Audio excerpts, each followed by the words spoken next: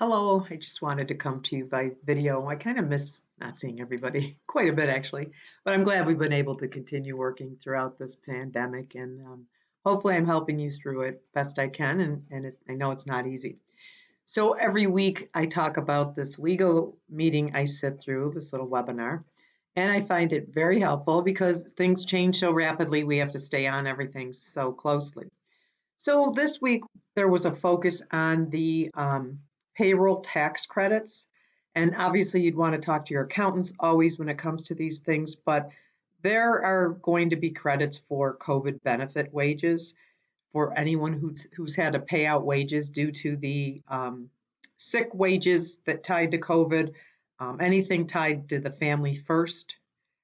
um, Families First Act, I'm sorry, anything related to the COVID, these new rules that you feel you've had to pay wages out, you should talk to your accountant about how you can get some type of tax credit for those. And whether you get PPP funds or not does not matter. Then they talked a lot about the phase four and how, of course, we're moving along and it seems like we're trying to get to business as usual. But the bottom line is it's not going to be business as usual. And there's going to be some assumptions that remain seemingly for a very long time now. And that would be related to face covering, screening, social distancing, and sanitizing. I think we're going to hear that if we haven't already ad nauseum, we're going to continue to. And so those kinds of protocols need to be strictly followed. They did issue higher education guidance, but none of you are in that category, so I'm not going to cover that. And then they talked about the waiver considerations. There's a lot of employers that are asking clients, customers to sign waivers as they're coming onto their premises so that they don't feel they can sue them for getting COVID on the premises. So again, that's something that's legal. It's not necessarily anything I would write up for you, but it's something to consider if you have concerns that somebody might come back at you related to some kind of practice or something they see that you didn't have in place that caused them to get COVID. Now, there is what was a legal term? Let's see. It has to do with people coming to you knowing there's an inherent risk. So, if they come to, I'm thinking like hairdressers, for example, no matter what a hairdresser does, there's no 6 foot distancing possible. So you're coming into that salon knowing you could potentially put yourself at risk. However, you should expect that they have the appropriate safety gear on, and you do as well with the masks as the customer, client, or visitor.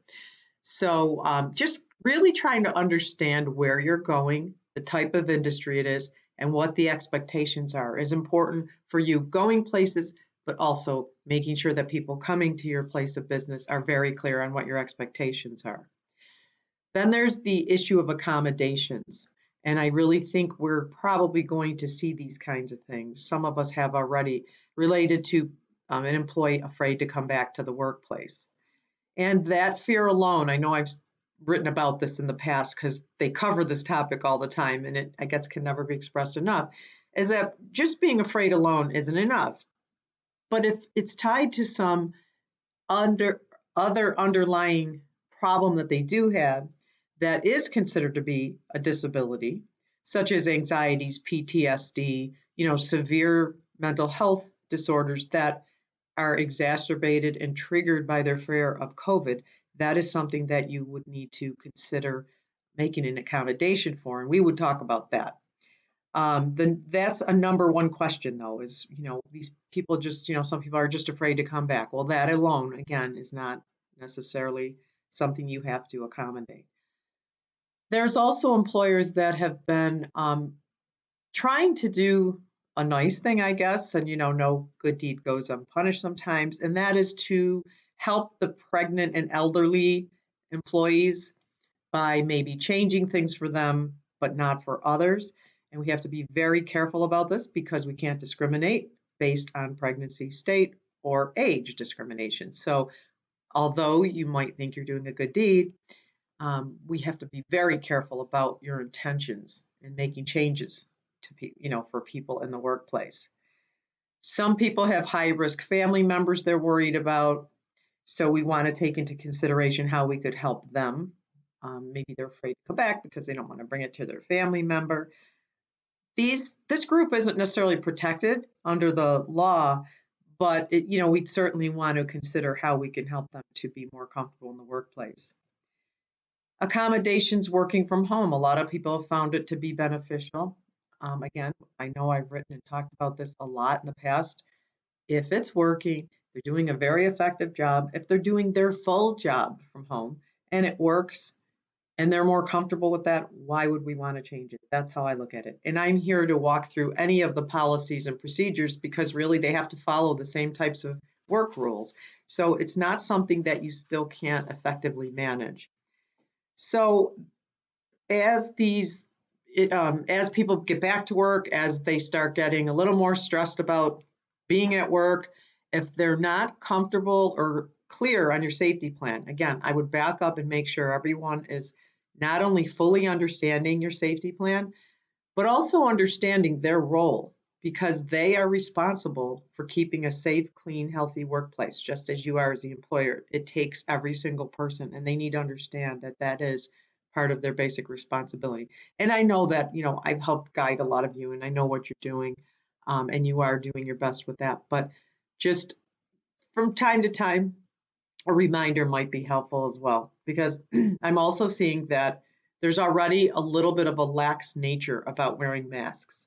I'm not one of those that appreciates mask police, but I think we have to be very conscious of how other people feel about that. I know I will have one on anytime I go anywhere.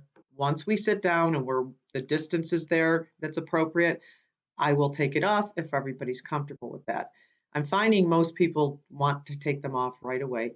Just be conscious, though, of the fact that you have to have that social distancing because you don't want anyone sitting there uncomfortable that, through this meeting, everyone else wanted a mask off. Perhaps they didn't want anyone to take it off, but they were feeling stressed and didn't say anything. So we just want to remind them that it is okay if the distance is in place, the 6 feet, it's okay to take masks off because they're not required at that point. Okay, so as always, you know how to find me. I'm here for you. But that's pretty much the update this week. They spent a lot of time on higher education. They still haven't talked a lot about K through 12 education, and I know I'm getting calls on that pretty frequently, actually. So we will, just stay tuned, and I'm right on it for you, and I'm sure you're following along as well. A lot of times, I think people are getting sick of all the news that's out there and all the information, but I'm trying to organize it for you, and I'm here to help you implement it. So I hope to see you soon, and we'll talk again. Bye bye.